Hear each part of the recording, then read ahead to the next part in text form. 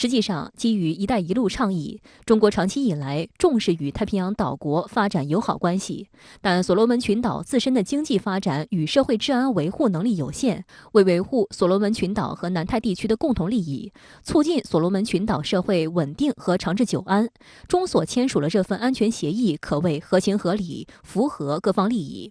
所罗门群岛前总理丹尼·菲利普也在周四的一场网络研讨会上表示，所罗门群岛与中国签订安全协议是出于保护中国在该国资产的愿望，以防止未来再次发生骚乱。菲利普还爆料称，去年11月的骚乱发生后，应所方援助请求，澳大利亚政府决定在所罗门群岛部署警察和军队，帮助提供稳定和安全。但澳大利亚高级委员会一名级别很高的外交官明确表示，澳大利亚部队来到这里不是为了保护中国的投资和基础设施。在这个背景下，我们知道我们中所签署的警务合作和安全合作，一个重要的目的就是帮助所罗门群岛增强维护社会治安、维护国内稳定的一个能力。那么这样，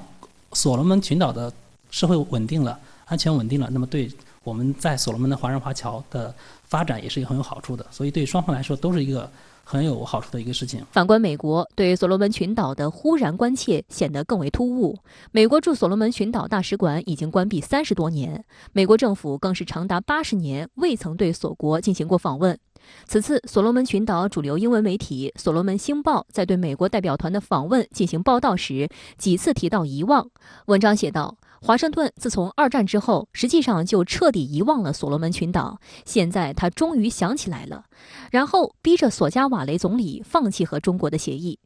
西班牙中国问题专家胡利奥·里奥斯日前也撰文指出，美国国务卿布林肯曾声称，世界上所有国家都应该能够在不受任何胁迫的情况下决定自己的外交政策，但当小国的决定不符合美国利益时，华盛顿就会套用捍卫基于其规则的国际秩序剧本。这就是所罗门群岛一段时间以来经历的事件的写照。在政治上来说，包括澳大利亚在内的几个国家都纷纷向索加瓦雷和所罗门施加压力，那么这也对中所安全合作可能产生一些不好的影响。